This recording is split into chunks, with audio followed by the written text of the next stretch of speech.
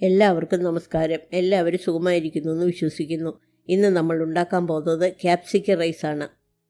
Capsicum rice ഉണ്ടാക്കാനായി ഒരു walk ഗ്യാസിൽ വെച്ച് 1 ടേബിൾ സ്പൂൺ എണ്ണ ഒഴിച്ച് മീഡിയം ഫ്ലെയിമിൽ ചൂടാകുമ്പോൾ 6 വെളുത്തുള്ളിയല്ലി ചെറുതായിട്ട് അരിഞ്ഞതിട്ട് ഏതാനും സെക്കൻഡ് മൂപ്പിക്കുക.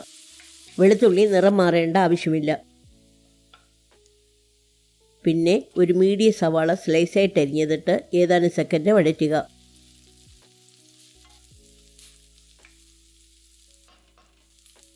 പിന്നെ 2 മീഡിയം ക്യാപ്സിക്കം ഏകദേശം 100 ഗ്രാം ഉണ്ട്.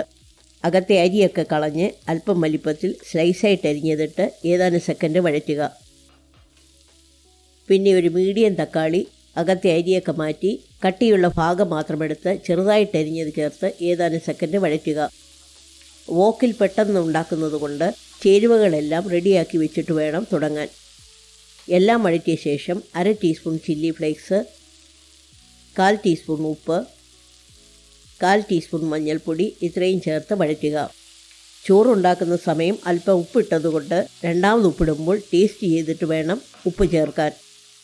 പിന്നെ വേവിച്ച 2 കപ്പ് റൈസ് ഏകദേശം 400 ഗ്രാം ഉണ്ട്. അതുകൂടിയിട്ട് നന്നായിട്ട് മിക്സ് ചെയ്യുക.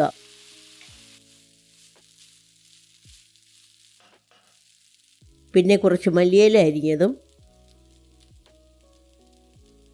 ഒരു ചെറുനാരങ്ങയുടെ പകുതി നീരും ചേർത്ത് നന്നായിട്ട് ഇളക്കി ഗ്യാസ് ഓഫ് ചെയ്യുക.